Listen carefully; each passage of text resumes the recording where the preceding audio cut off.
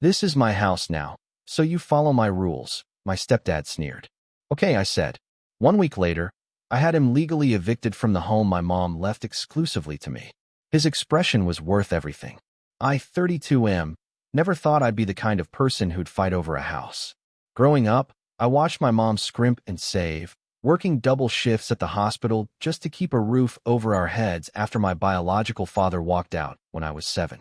She was everything to me, my hero, my rock. The person who taught me that kindness wasn't weakness and that doing the right thing mattered more than winning. So when she died 6 months ago from a sudden heart attack, it felt like the ground had been ripped out from under me. The funeral was a blur of condolences and casseroles, but one moment stood out with crystal clarity. My stepdad, the man my mom had married 5 years earlier, stood beside me at the burial, his hand on my shoulder in what should have been a gesture of comfort. Instead, it felt possessive, heavy, like he was already claiming something that wasn't his. He'd moved into the house my mom had bought before they even met, the modest 3-bedroom ranch she'd poured 20 years of mortgage payments into. I'd grown up in that house. Every corner held a memory of her. After the service, I stayed at the house for a few days to help sort through her things. My stepdad seemed agreeable enough at first, nodding along as I suggested we tackle the garage together or organize her paperwork. But on the third night, something shifted. I was sitting at the kitchen table going through a box of old photographs when he walked in, grabbed a beer from the fridge, and sat down across from me. He told me he'd been thinking about the living situation and that he needed to make some changes now that my mom was gone. I asked him what kind of changes, and he leaned back in his chair with this smile that didn't reach his eyes. He said this was his house now, so I'd need to follow his rules if I wanted to stick around. I felt my stomach drop.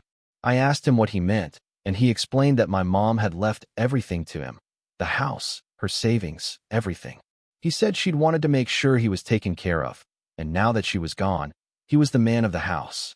He told me I could stay for a bit longer if I needed to, but I'd have to contribute financially and respect that he was in charge. I sat there staring at him, trying to process what I was hearing. My mom had always been meticulous about paperwork and planning.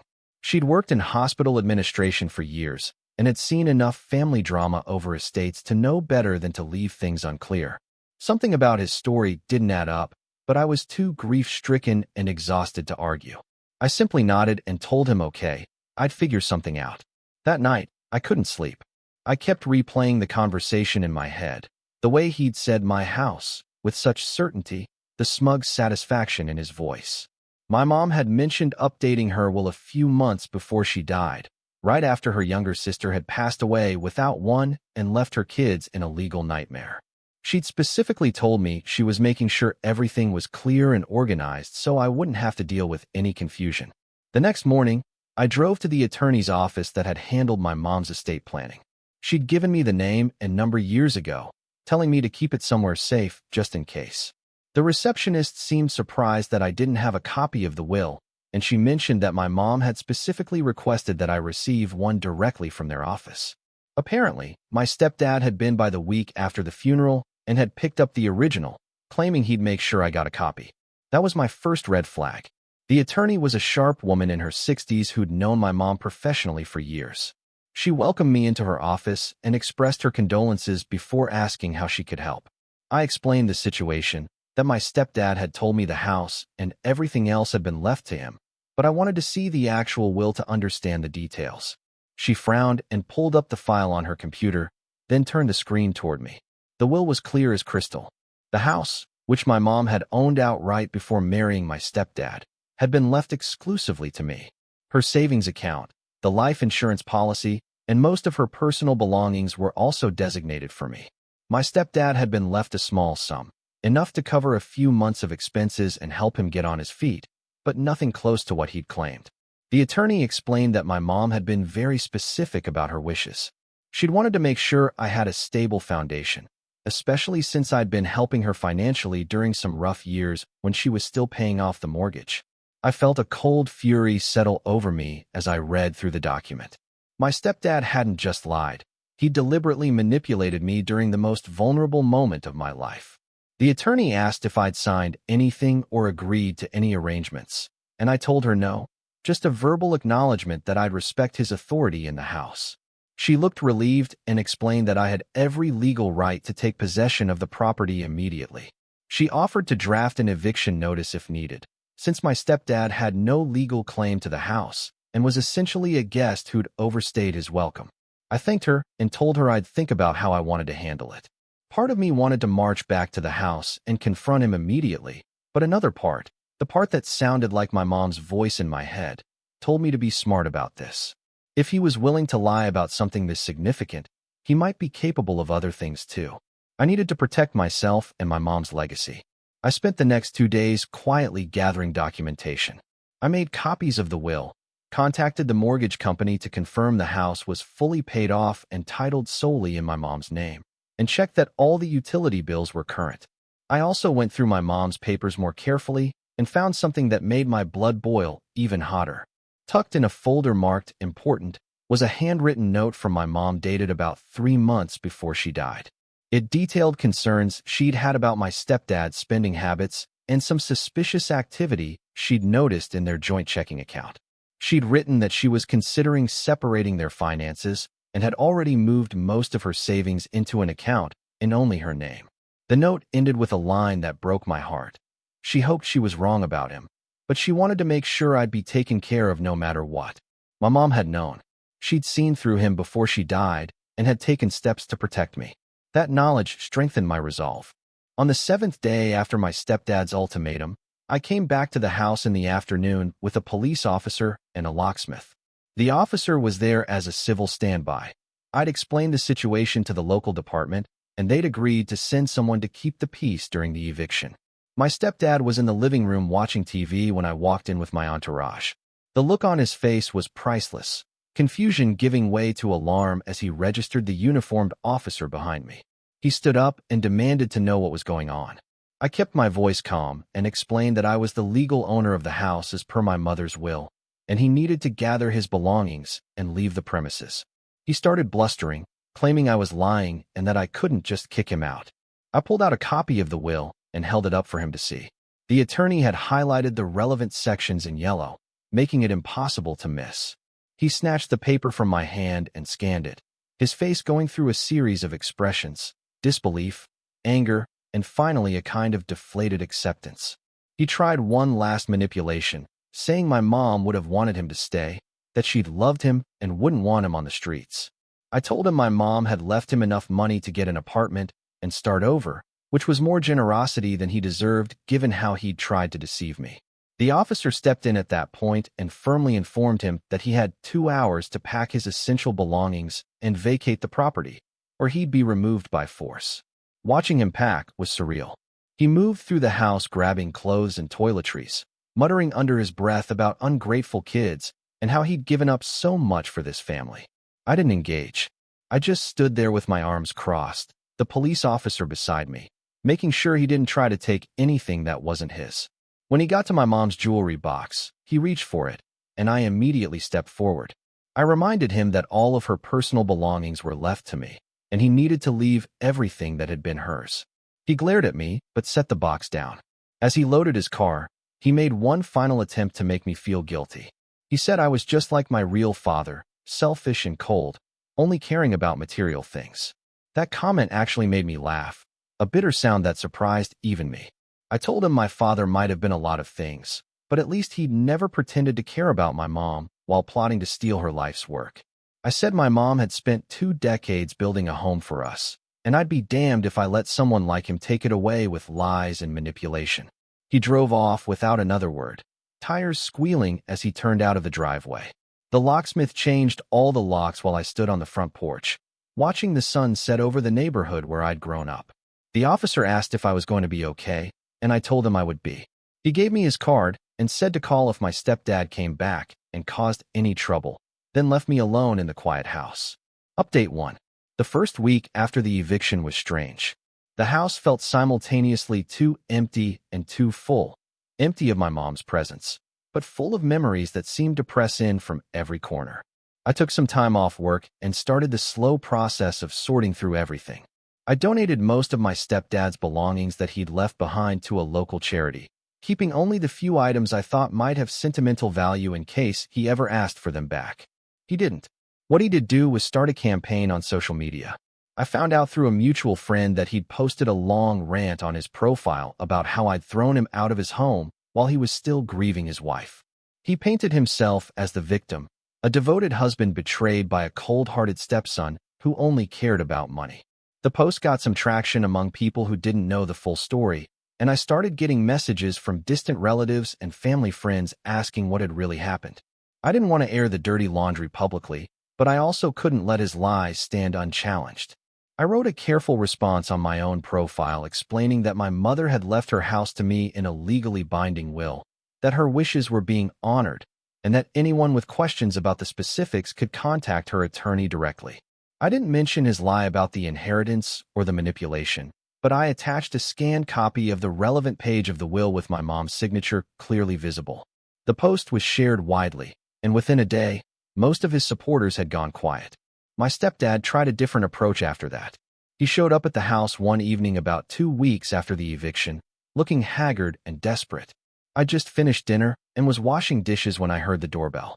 I checked the security camera I'd installed and saw him standing on the porch, hands shoved in his pockets, looking nothing like the smug man who tried to claim my mom's house as his own. Against my better judgment, I opened the door but kept the screen door latched between us. He started talking immediately, saying he was sorry for how things had gone down and that he'd been in shock after my mom died. He claimed he'd genuinely misunderstood the will and hadn't meant to deceive me. He said he had nowhere to go and asked if I'd consider letting him rent a room in the house, just until he got back on his feet. I looked at him for a long moment, studying his face for any sign of genuine remorse. What I saw instead was calculation, the same expression he'd worn at the funeral when he'd touched my shoulder and called me son. I told him no. I explained that even if I believed his story about misunderstanding the will, which I didn't, I couldn't trust him in my home after what he'd done. I suggested he use the money my mom had left him to find a place to live, and if he'd already burned through it, that was his problem to solve. He got angry then, the mask slipping completely. He said I was making a huge mistake and that I'd regret treating him this way. He warned me that people would see what kind of person I really was, that I'd isolated myself from the family. I told him the only family I'd ever needed was my mom, and she was gone. I said he'd had 5 years to prove he was worthy of being part of our lives, and instead he'd shown his true colors the moment she wasn't around to see. Then I closed the door and locked it, watching through the window as he stood on the porch for a few more minutes before finally walking back to his car. Update 2. Over the next few months, I threw myself into making the house feel like mine again. I repainted the master bedroom that my mom and stepdad had shared, turning it into a home office. I replaced the furniture in the living room, updated the kitchen appliances, and planted a garden in the backyard with all of my mom's favorite flowers. Each change felt like reclaiming a space that had been tainted by his presence. I also found a lawyer to help me settle the last details of my mom's estate. There was still the matter of the money she'd left to my stepdad, about $15,000 that he hadn't picked up yet. My attorney reached out to him multiple times, but he never responded. Eventually, we were able to have the funds released to me since he'd abandoned his claim by failing to follow the proper legal procedures. I put the money in a savings account and decided to use it for a scholarship in my mom's name at the nursing school where she'd gotten her degree. Life started to settle into a new normal. I dated occasionally, worked on my career, and spent weekends fixing up the house. But I'd be lying if I said I didn't think about my stepdad sometimes, wondering what had happened to him and whether he'd learned anything from the experience. I got my answer about 6 months after the eviction. I was at the grocery store when I ran into a woman I vaguely recognized as someone my mom had worked with at the hospital. She stopped me in the produce section and offered her condolences, then asked if I'd heard about my stepdad. I tensed, expecting bad news, but what she told me was somehow worse. He'd remarried just 4 months after my mom's death, to a widow he'd met at a grief support group. The woman was in her 60s, owned her home outright, and according to the hospital gossip chain, had substantial retirement savings. I felt sick. The pattern was so obvious it was almost comical, except there was nothing funny about it. My stepdad was a predator who targeted vulnerable women with assets, married them quickly, and tried to position himself as the rightful heir to everything they'd built. My mom had just been his latest mark, and when that plan fell apart, he'd simply moved on to the next one. I debated whether to try to warn his new wife, but I didn't even know her name or how to contact her. More importantly, I realized that she probably wouldn't believe me even if I did reach out. I'd sound like a bitter ex-stepson trying to cause trouble. People had to learn some lessons on their own, as painful as that was to accept. Instead, I focused on honoring my mom's memory in ways that mattered. I hosted a memorial gathering on the anniversary of her death, inviting her real friends and family, the people who'd actually cared about her. We shared stories, looked at old photos, and planted a tree in the backyard with a plaque bearing her name. It was the kind of intimate, meaningful celebration she would have loved, free from the pretense and manipulation that had marked the last years of her life. Update 3. It's been over a year now since I evicted my stepdad from the house my mom left me. The anger has faded into something more like acceptance, not of what he did, but of the reality that some people are just fundamentally selfish and no amount of hoping will change them. I've made peace with the fact that my mom's last years weren't as happy as they could have been, but I also take comfort in knowing she was smart enough to protect me even when she wasn't around anymore. The house has become truly mine now. I've filled it with furniture I picked out, art that reflects my taste, and memories that don't include him. I've had friends over for dinners, hosted game nights, and even started seeing someone seriously who never knew my mom but loves hearing stories about her. The house doesn't feel haunted by grief anymore. It feels like a foundation for building something new. I did get one last contact from my stepdad about 3 months ago. It came in the form of a letter forwarded by my attorney. Apparently, he'd sent it to the law office since he didn't have my current address. The letter was surprisingly short. He wrote that he'd had time to reflect on his actions and wanted to apologize for trying to manipulate me during such a difficult time. He acknowledged that he'd lied about the will and said he'd been desperate and scared about his financial future. He didn't ask for anything or try to justify what he'd done beyond that brief explanation. The letter ended with a line saying he hoped I was doing well and that my mom would be proud of the man I'd become. I read it twice, looking for the angle or the manipulation, but it seemed genuine as far as I could tell. I showed it to my girlfriend, who's a therapist, and she suggested it might have been part of a 12-step program or therapy process, an attempt at making amends. I thought about responding, maybe acknowledging the apology, but ultimately I decided against it. Some doors, once closed, should stay that way. I did keep the letter, though. I filed it away with all the other documents from that period. The will, the eviction notice, the handwritten note from my mom. They're reminders of what happened, but also of what I survived and overcame. My mom taught me that family isn't just about blood or marriage certificates. It's about who shows up when things get hard and who has your back when the world feels like it's falling apart. My stepdad failed that test in the most fundamental way possible, but I passed. I honored my mom's wishes, protected her legacy, and built a life that would make her proud. And in the end, that's what matters. The house is just wood and brick and memories, but it represents something bigger, proof that doing the right thing isn't always easy, but it's always worth it. Every time I walk through the front door, I think about my mom and the sacrifices she made to give me this foundation. And every time I lock that door at night, I'm grateful that I had the strength to defend what she built, even when it meant standing up to someone who thought he could take it all away. The expression on my stepdad's face when I handed him that eviction notice was worth everything, but not for the reasons you might think. It wasn't about revenge or proving I could win.